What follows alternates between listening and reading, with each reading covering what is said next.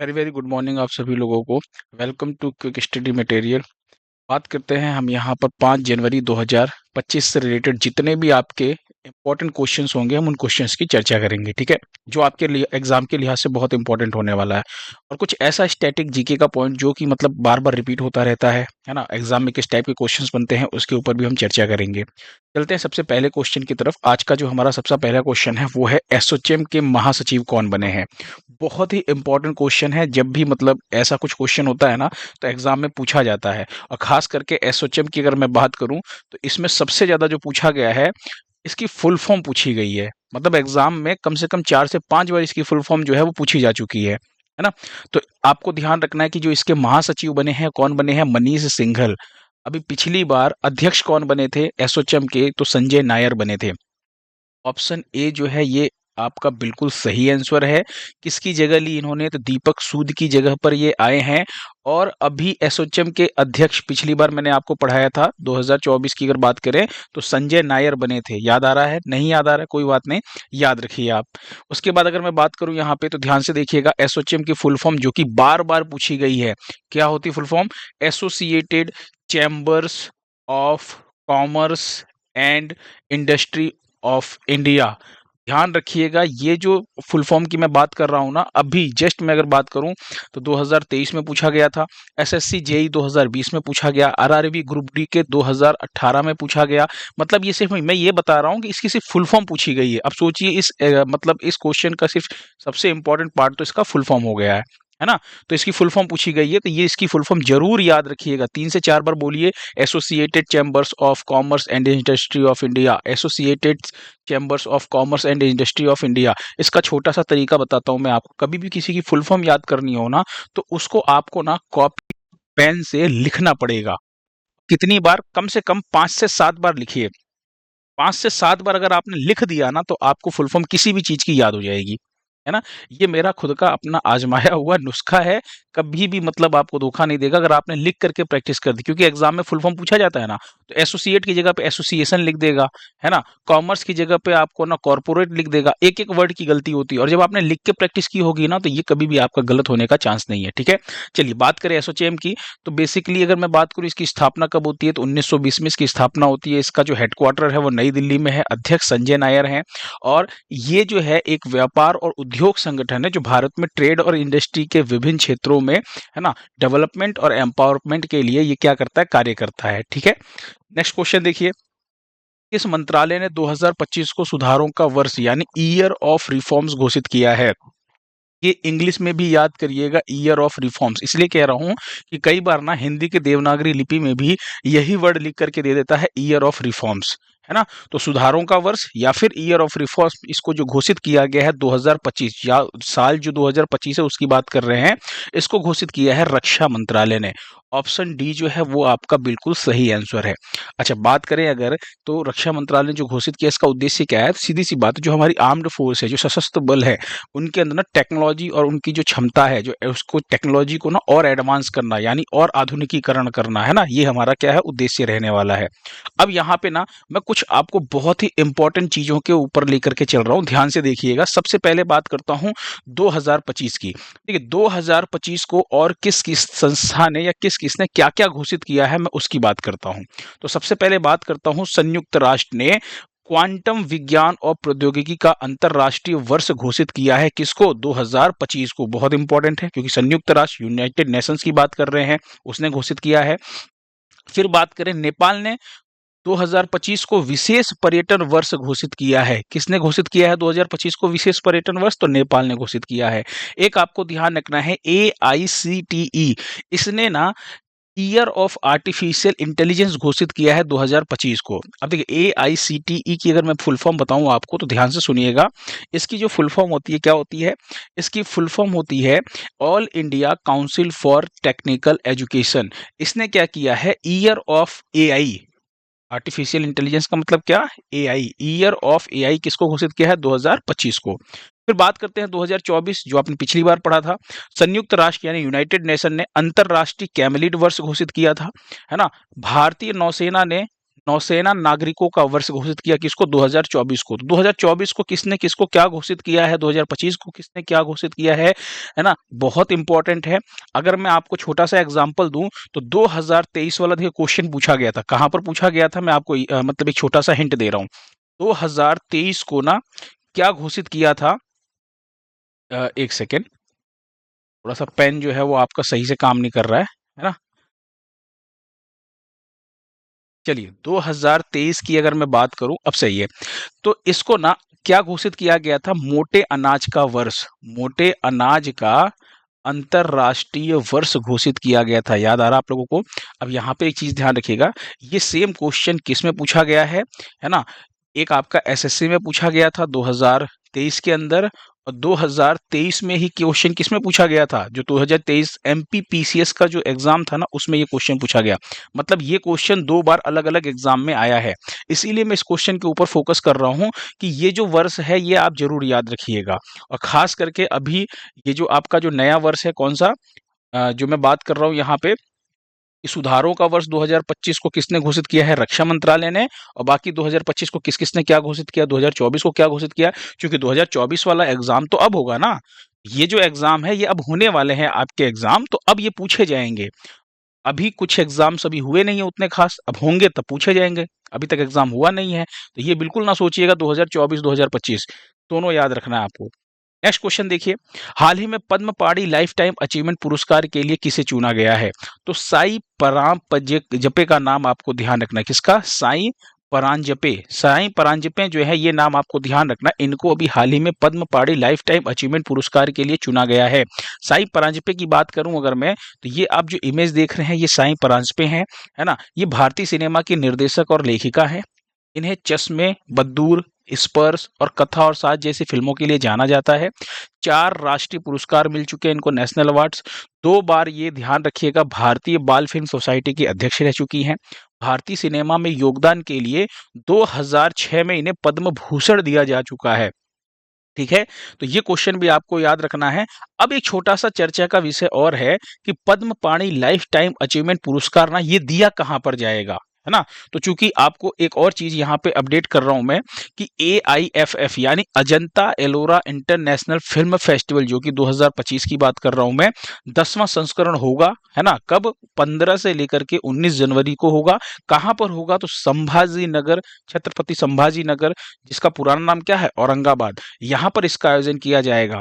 और पद्म पाणि life time achievement पुरस्कार में स्मृति चिन्ह दिया जाता है। क्या दिया जाता है? स्मृति चिन्ह, सम्मान पत्र, एक सर्टिफिकेट होता है, और 2 लाख रुपए नगद जो है ये प्रदान किए जाते हैं।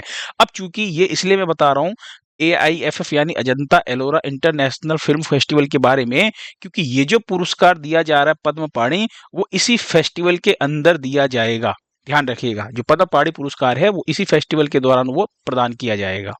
ठीक है, तो इसको भी आपको ध्यान रखना है। नेक्स्ट क्वेश्चन देखिए, प्रसिद्ध वनस्पति शास्त्री डॉक्टर KS मणिलाल का अभी हाल ही में क्या हुआ है? निधन। ठीक है, और पूछा जा रहा है इन्हें पद्मश्री से कब सम्मानित किया गया, क्योंकि इस टाइप के क्वेश्चंस बहुत बनते हैं एग्जाम में, है ना? तो आपको ध्यान रखना है इन्हें पद्मश्री से कब सम्मानित किया गया है? 2020 में, यानी ऑप्शन बी जो है वो आपका बिल्कुल सही आंसर होने वाला है। ठीक है, अब यहाँ पे ना एक और चीज देखिए, इनकी जो मतलब आयु, किस आयु में इनका निधन हुआ है? तो 86 वर्ष की आयु में निधन हुआ। कहाँ पर हुआ है? त्रिशूर केरल में हुआ है। पद्मश्री इनको 2020 में मिला है। अब ये एक इंपॉर्टेंट क्वेश्चन है आपका, हार्टस मालाबारिकस। हार्टस मालाबारिकस क्या है? ये एक नाम आपकी बुक है, आप ऐसा समझ लीजिए प्राचीन लैटिन वनस्पति शास्त्रीय ग्रंथ है ये, जिसका अनुवाद अंग्रेजी और मलयालम भाषा में KS मणिलाल ने किया था। इसीलिए ये काफी फेमस भी थे, जाने जाते थे इसके लिए। ठीक है, तो ये चीज भी आपको यहाँ पर ध्यान रखना है, हो जाएगा। अब यहाँ पर ना एक और चीज ध्यान रखिएगा, 2020 में इनको पद्मश्री मिला है ना, विज्ञान के क्षेत्र में इनके योगदान के लिए, जो कि इंपॉर्टेंट होने वाला है आपके ये करंट और स्टैटिक जी के दोनों का क्वेश्चन बन सकता है। यहीं पे अगर मैं बात करूं तो एक और अभी आप लोगों ने निधन पढ़ा था 2024 में, जिन्हें पद्मश्री दिया गया था और उनका निधन हो गया था, याद आ रहा है? ध्यान से देखिए, मैं रिकॉल करवा रहा हूँ, पियरे सिल्वन फिलियोजेट। याद आया? फ्रांसीसी भारतीय संस्कृत विद्वान, जिनको 2024 में पद्मश्री दिया गया था, और इनका भी हाल ही में क्या हुआ है? निधन हुआ है। एग्नेस कैलेटी की बात करूं, दुनिया की सबसे बुजुर्ग ओलंपिक गोल्ड मेडलिस्ट थी, हंगरी की रहने वाली थी ये, है ना, इनका भी निधन हुआ है। और जिमी कार्टर जो कि अमेरिका के 39वें राष्ट्रपति थे, इनका कार्यकाल 1977 से 1981 तक रहा था, इनका भी अभी हाल ही में निधन हुआ है। ठीक है, नेक्स्ट क्वेश्चन देखिए, उत्तर प्रदेश अधीनस्थ सेवा चयन आयोग यूपी ट्रिपल एस सी का अध्यक्ष किसे बनाया गया? यूपी ट्रिपल एस सी यानी कि UP subordinate services selection commission, या हिंदी में बात करें तो उत्तर प्रदेश अधीनस्थ सेवा चयन आयोग, इसका जो अध्यक्ष बनाया गया है ये डॉक्टर सत्यनारायण साबत को बनाया गया है। किसको? डॉक्टर सत्यनारायण साबत जो है, ये आपका बिल्कुल सही आंसर है, ऑप्शन ए, ये है डॉक्टर सत्यनारायण साबत। अच्छा, यहीं पे ना उत्तर प्रदेश के गृह सचिव कौन बनाए गए हैं? संजय प्रसाद का नाम ध्यान रखिएगा। संजय प्रसाद की बात करूं तो ये उत्तर प्रदेश के क्या बनाए गए हैं? गृह सचिव बनाए गए हैं, है ना, गृह सचिव बनाए गए हैं, इनके बारे में भी आपको ध्यान रखना है। अगला क्वेश्चन देखिए, वन पारिस्थितिकी तंत्र को हरित सकल घरेलू उत्पाद यानी ग्रीन जीडीपी, इसकी बात कर रहे हैं, ग्रीन जीडीपी से जोड़ने वाला पहला राज्य कौन बना? जब कभी भी पहला चीज आ जाए, पहला दुनिया में, विश्व में, भारत में, या कोई ऐसा पहला राज्य कभी पहला जुड़ जाए तो क्वेश्चन थोड़ा सा और इंपॉर्टेंट हो जाता है। ठीक है, तो आपको ध्यान रखना है, ऑप्शन सी छत्तीसगढ़ जो है वो आपका बिल्कुल सही आंसर होने वाला है। बात करें तो छत्तीसगढ़ राज्य का ना एक अभिनव योजना ये इसने शुरू किया है, जो अपने वनों को पारिस्थितिकी तंत्र सेवाओं को ग्रीन जीडीपी से जोड़ने का काम करने वाला है। एक तरह का आप ये समझ लीजिए, ये एक तरह का आर्थिक सूचकांक है, ये किसी भी देश के आर्थिक विकास की पर्यावरणीय जो लागत है उसको शामिल करता है। जैसे अगर मैं बात करूं कि सिर्फ जीडीपी की मैं बात करता हूं अभी, है ना, सिर्फ जीडीपी की, जीडीपी में क्या होता है, जो भी सर्विसेज होती है ना, जो भी सर्विसेज होती है, जो भी गुड्स होते हैं, है ना, ये इसमें शामिल होता है। एक साल के अंदर जितने भी उत्पाद, अंतिम उत्पाद जो भी हमारा मतलब हम वो करते हैं, इसी के अंदर आप एनवायरनमेंट जोड़ दीजिए, है ना, यानी पर्यावरण को जोड़ दीजिए। अब इसका मतलब यह है कि जैसे मान लीजिए एनवायरनमेंट से हमें क्या मिलता है? बहुत सी ऐसी चीजें मिलती हैं जिनको हम जीडीपी में जोड़ते ही नहीं है, जबकि वो हमारा एक बहुत बड़ा हिस्सा है।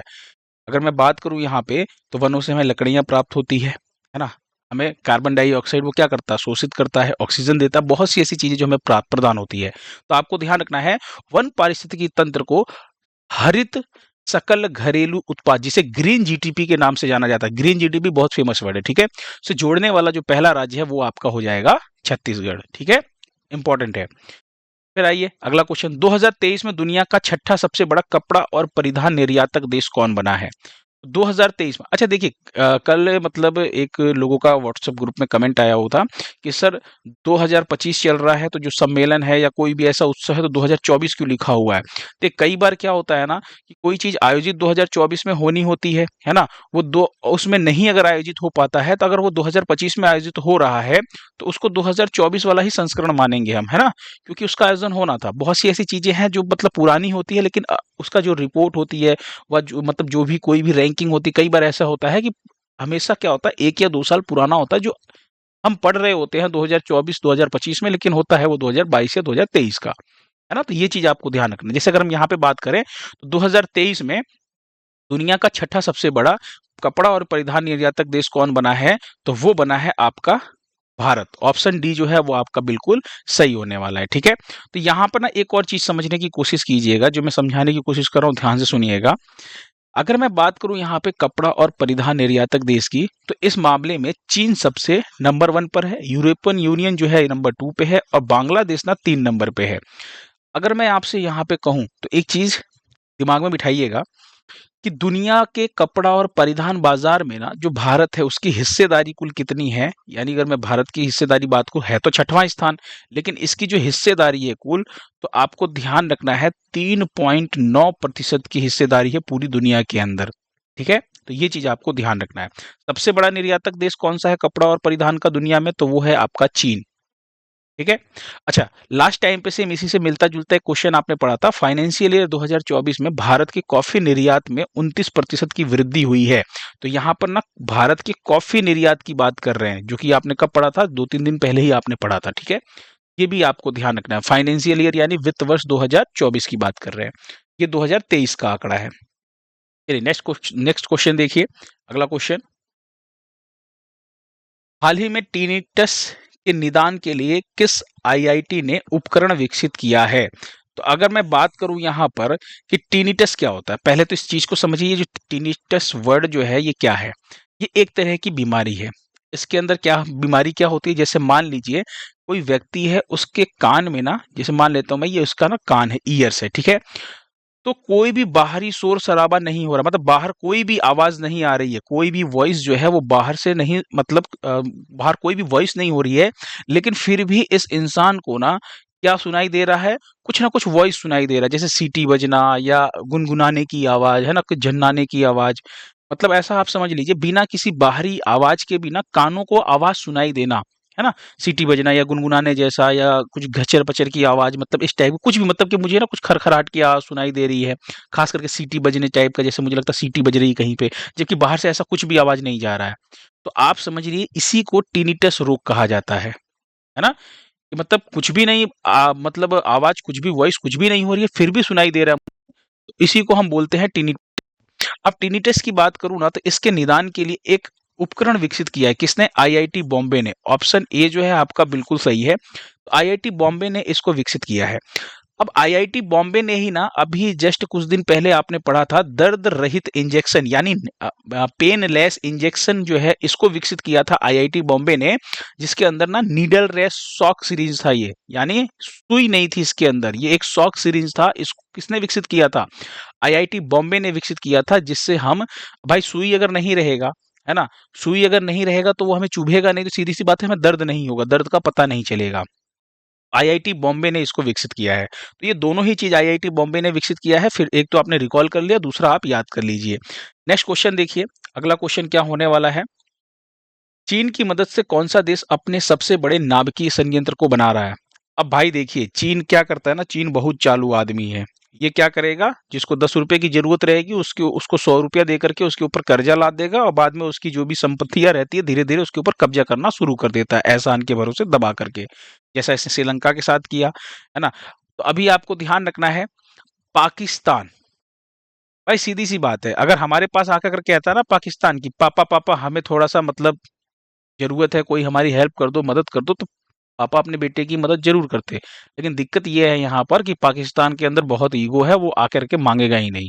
ठीक है, तो यहाँ पर ध्यान रखिएगा, चीन की मदद से कौन सा देश अपना सबसे बड़ा नाभिकीय संयंत्र, ये पाकिस्तान का सबसे बड़ा नाभिकीय संयंत्र होने वाला है। अब इस नाभिकीय संयंत्र का नाम क्या है? तो आपको ध्यान रखना है, इस नाभिकीय संयंत्र का नाम है चश्मा परमाणु ऊर्जा संयंत्र यूनिट 5। ये इस नाभिकीय संयंत्र का नाम है, याद रखिएगा, इंपॉर्टेंट है ये। पंजाब प्रांत में, कहां पर? पाकिस्तान के अंदर जो पंजाब प्रांत है वहां पर इसकी क्षमता जो है वो 1200 मेगावाट है। ठीक है, और ये पाकिस्तान का सबसे बड़ा न्यूक्लियर पावर प्लांट है। अच्छा, यहीं पे एक और इम्पोर्टेंट न्यूज आपको ध्यान रखनी है, क्योंकि पाकिस्तान का नाम आ रहा है इसलिए मैं आपको याद करवा दूं। पाकिस्तान के साथ 5 देशों का नाम याद रखना है: पाकिस्तान, डेनमार्क, ग्रीस, पनामा और सोमालिया। संयुक्त राष्ट्र सुरक्षा परिषद में अस्थायी सदस्य के रूप में ये देश शामिल हुए हैं, ये आपको ध्यान रखना है। इसमें पाकिस्तान भी आपका एक है। अच्छा, यहाँ पे स्टैटिक जीके की बात करते हैं। एक ऐसा क्वेश्चन जो आपके एग्जाम में बार बार पूछा जाता है ना? कभी आपको मैच करने के लिए दे देगा, है ना, कि मैच कीजिए फॉलोइंग्स, मैच द फॉलोइंग्स, और 4 ऑप्शन आपको दे देगा, आपका आपसे कहेगा कि चलिए मैच करिए। तो आपको ध्यान रखना है, भारत की कुछ परमाणु ऊर्जा संयंत्र की बात करते हैं। जैसे बात करेगा तारापुर परमाणु ऊर्जा संयंत्र की, तो ये कहां पर स्थित है? महाराष्ट्र में। रावत भाटा की बात करूं तो रावत भाटा परमाणु संयंत्र राजस्थान में स्थित है। कलपक्कम जो है ये तमिलनाडु में है। नरोरा परमाणु संयंत्र उत्तर प्रदेश में है। काकरा परमाणु संयंत्र गुजरात में है। केगा परमाणु संयंत्र कर्नाटक में है। कुडनकुलम परमाणु संयंत्र तमिलनाडु में है। अब यहाँ पे ना मैं आपको छोटा सा एक ट्रिक बता रहा हूँ। ये ट्रिक जो है आपकी ना हेल्प करेगा, कम से कम इसमें से 3 तो अभी के अभी आपको याद हो जाएंगे। इसमें से आप इसको 2-3 बार पढ़ेंगे तो याद हो जाएगा, और ये क्वेश्चन एक बार नहीं 50 बार ये एग्जाम में क्वेश्चन पूछा गया है। तो सबसे पहला ट्रिक क्या है? एक ट्रिक मैं बता रहा हूं जो आपके बहुत काम आने वाला है, और वो ट्रिक क्या है? वो है आपका, देखिए, रावत भाटा के अंदर ना रा इससे क्वेश्चन स्टार्ट हो रहा है, और राजस्थान भी रा से स्टार्ट हो रहा है। तो एक तो आपको ये याद करवा दिया मैंने, ठीक है। दूसरा आपको मैं याद करवा रहा हूं कि इस पूरे के पूरे परमाणु संयंत्र में ना ल वर्ड कहां पर आ रहा है। तो ध्यान रखिएगा, एक तो कल्पक्कम में ल वर्ड आ रहा है, बाकी किसी में भी ल वर्ड नहीं आ रहा है। और दूसरा किस में आ रहा है? कूडन कूलम में। समझ में आ रहा है? ल वर्ड कहाँ पर आ रहा है? तो ल वर्ड जो है ये दो परमाणु संयंत्रों के अंदर आ रहा है। और यहाँ पर देखिए ल वर्ड किस में आ रहा है? इस तरफ देखिए, इस तरफ अगर आप बात करेंगे तो महाराष्ट्र, राजस्थान, तमिलनाडु, उत्तर प्रदेश, गुजरात, कर्नाटक और तमिलनाडु में देखिए ल वर्ड इसके अंदर आ रहा है और ल वर्ड इसके अंदर आ रहा है। तो आप क्या कह सकते हैं कि तमिलनाडु में, इसमें तमिलनाडु में ल वर्ड आ रहा है। और यहाँ पे जो दो संयंत्र हैं कौन कौन से? एक आपको ध्यान रखना है कलपक्कम, है ना, ये तमिलनाडु में है, और एक कुडनकुलम ये तमिलनाडु में है। ये शॉर्ट ट्रिक बहुत काम आने वाली है एग्जाम में। देखिए होता क्या है ना, ये काम कब आता है? जब आपने सारी चीजें पढ़ी रहती हैं और एग्जाम में आपके क्वेश्चंस गलत ना हो, वहां पर ये ट्रिक आपको बचा देता है। याद तो आपको सबको है कि तारापुर महाराष्ट्र में है, रावत भाटा राजस्थान में है, लेकिन होता क्या है, गलती कब होती है? जब ये चार ऑप्शन दे दे और मिक्स हो जाए उसमें, और आप वहां पे गलत ना करें। तो कम से कम ये ट्रिक आपकी वहां पर हेल्प करेगी कि रावत जो है देखिए यहाँ पे र से स्टार्ट हो रहा है, राजस्थान भी र से स्टार्ट हो रहा है, तो एक तो ये हो गया। दूसरा कलपक्कम में ल है, तमिलनाडु में ल है, कुडनकुलम में ल है, तमिलनाडु में ल है। तो ये तीन परमाणु संयंत्र तो आपको अभी के अभी याद हो गए होंगे, जो आप कभी नहीं भूलने वाले हैं। एग्जाम में अगर क्लास आज की देखी है तो बहुत काम आने वाला। चलिए अगला क्वेश्चन देखिए, है ना, फटाफट क्लास को थोड़ी छोटी रखते हैं। हाल ही में HMPV ह्यूमन मेटान्यूमो वायरस ये जो है ये किस देश में फैला है? तो अगर मैं आपसे कहूं कि ये जो वायरस है ना, कौन फैला सकता है? सीधी सी बात है, ये वायरस फैलाने का काम ना चीन ने ठेका ले रखा है भाई। ऑप्शन बी आपका बिल्कुल सही है। अभी मजाक मजाक में इसने कोरोना वायरस फैला दिया, अभी देखिए ये वायरस जो है ये भी चीन में काफी मतलब तेजी से देखने को मिल रहा है, फैल रहा है। अगर मैं बात करूं इस वायरस के बारे में, तो ध्यान रखिएगा ये जो वायरस आप देख रहे हैं, इस वायरस की अगर मैं बात करूं तो ये कोरोना वायरस की तरह ही है ना, एक आरएनए वायरस है ये। आरएनए वायरस का मतलब क्या होता है? जैसे आरएनए बेस की अगर मैं बात करूं यहाँ पर, तो एक चीज समझिएगा, और वो ये है कि जैसे कोरोना वैक्सीन ना वो भी आरएनए से ही बना हुआ है। आरएनए का मुख्य काम क्या है? प्रोटीन जनरेट करना, है ना, एक तरह से आप ये समझ लीजिए। फिर सबसे ज्यादा जो असर हो रहा है ना वो छोटे बच्चों पर असर हो रहा है, और छोटे बच्चों में भी सबसे ज्यादा किस पे मतलब देखने को मिला है? तो जो सबसे ज्यादा प्रभावित है वो 2 साल से जो कम बच्चे हैं। छोटे बच्चों में भी कौन? जो 2 साल से कम उम्र के बच्चे हैं, इनमें ना बहुत ज्यादा देखने को मिला है। फिर ये जो वायरस है इससे संक्रमित होने पर मरीजों में लक्षण क्या दिख रहे हैं? सेम वही कोरोना वाले, सर्दी और कोविड-19 जैसे जो है ये लक्षण आपको देखने को मिलते हैं। अच्छा, इस वायरस की जो पहली बार पहचान की गई थी ना, ये 2001 में की गई थी, है ना। ये नया वायरस है चाइना के द्वारा, है ना, एक नया इनोवेशन है कि लो फिर से मरो, अभी कोरोना से मारा था अब इससे मरो। चलिए अगला क्वेश्चन देखिए, 31वीं राष्ट्रीय बाल विज्ञान कांग्रेस 2025 का आयोजन कहाँ हुआ है? राष्ट्रीय बाल विज्ञान कांग्रेस की बात कर रहे हैं, है ना। तो डॉक्टर मोहन यादव जो कि कहाँ के मुख्यमंत्री हैं? मध्य प्रदेश के। आप समझ गए होंगे, मध्य प्रदेश की राजधानी भोपाल के अंदर। यहाँ पर देखिए 3 से 6 जनवरी, है ना, 3 से 6 जनवरी तक आपका जो है वो आयोजन होने वाला है। ठीक है, यहाँ पर आपको ध्यान रखना है।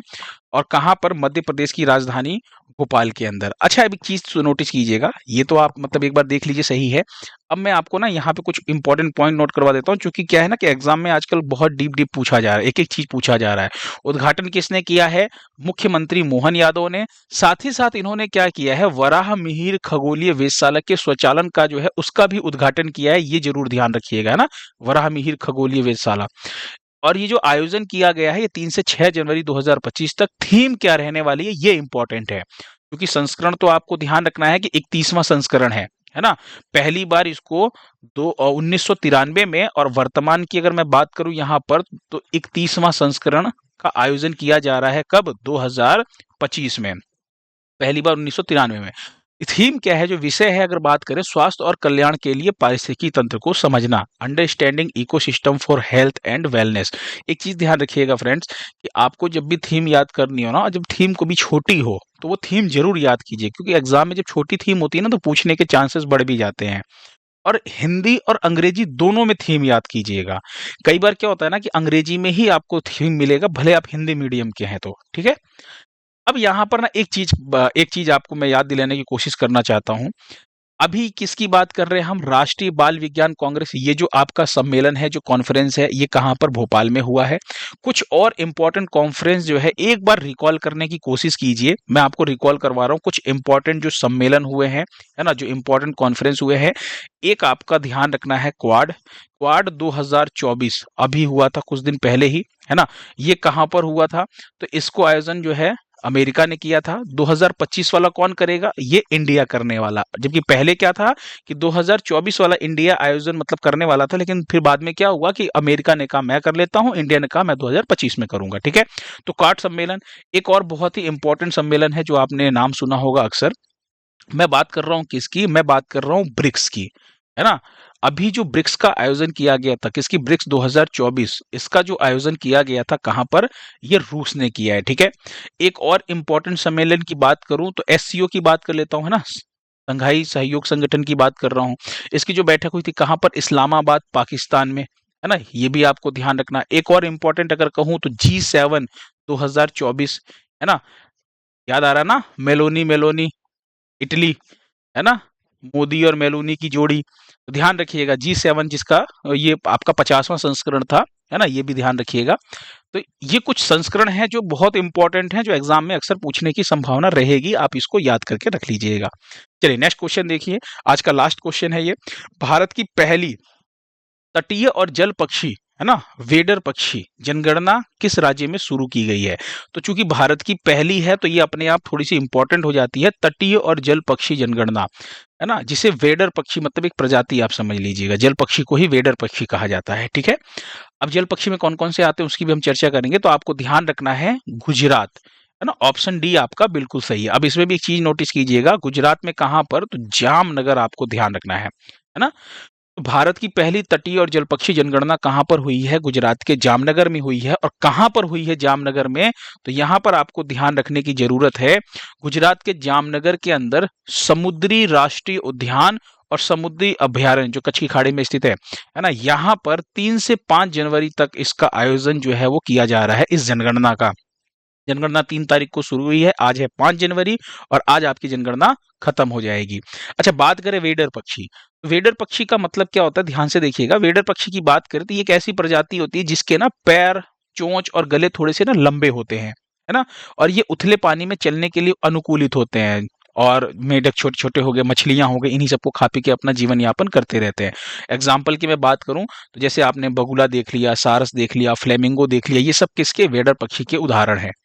ठीक है, ये सारी चीजें आपको यहाँ पर ध्यान रखनी है। अच्छा चलिए, लास्ट टाइम पे कल मैंने आपसे क्वेश्चन पूछा था कि UIDAI यानी भारतीय विशिष्ट पहचान प्राधिकरण के जो नए सीईओ बनाए गए हैं, कौन बनाए गए हैं? तो आपको ध्यान रखना है भुवनेश कुमार बनाए गए हैं। ऑप्शन सी जो है बिल्कुल सही है, अमित अग्रवाल की जगह इन्होंने ली है ना। एक बच्चा है जिसने मुझे बताया प्रवीण कुमार, जिसका आंसर काफी गलत था, है ना। मैंने उसके आंसर को करेक्ट भी किया है, और और भी बच्चे थे जिन्होंने मतलब सही आंसर दिया था, है ना। मैं नाम याद नहीं कर पा रहा हूँ, कल से मैं नाम भी याद करूंगा जो कमेंट में आंसर देंगे। ठीक है, तो आपको ध्यान रखना भुवनेश कुमार जो है उनका बिल्कुल सही आंसर है ना, UIDAI के चेयरमैन, जो आपके नए सीईओ बने हैं। अब यहीं पे एक चीज आपको ध्यान रखना है, आज छोटा सा आपके लिए फिर से क्वेश्चन है। क्वेश्चन क्या है कि केंद्र सरकार ने, यानी भारत सरकार या केंद्र सरकार ने संपत्तियों की जो प्रॉपर्टीज है उसकी ई नीलामी के लिए किस पोर्टल को लॉन्च किया है ना। ई नीलामी के लिए जो प्रॉपर्टी है, संपत्तियों की नीलामी के लिए जो भारत सरकार ने एक पोर्टल लॉन्च किया है, आपको बताना है उस पोर्टल का नाम। ठीक है, कमेंट बॉक्स में। साथ ही साथ एक छोटा सा ये कि जो आपका लाइक है ना, अभी तक मेरे वीडियोस पे 20 लाइक नहीं आ पा रहे हैं, तो मैंने जो टारगेट रखा है 20 लाइक का, पहले इसको पूरा करना भाई मेरे लिए बहुत जरूरी है ना। मैं बहुत मेहनत कर रहा हूं, तो आई होप कि आप लोग इसमें हेल्प करेंगे। ठीक है, और हाँ, जो भी आपको पीडीएफ चाहिए, ये पीडीएफ जो है एज इट इज कहाँ पर आपको, तो टेलीग्राम जो चैनल है वहां पर आपको देखने को मिल जाएगा। आप टेलीग्राम पे जाकर के इस पीडीएफ को डाउनलोड कर सकते हैं। ठीक है, चलिए थैंक यू सो मच, मिलते हैं वापस कल के नए लेक्चर में।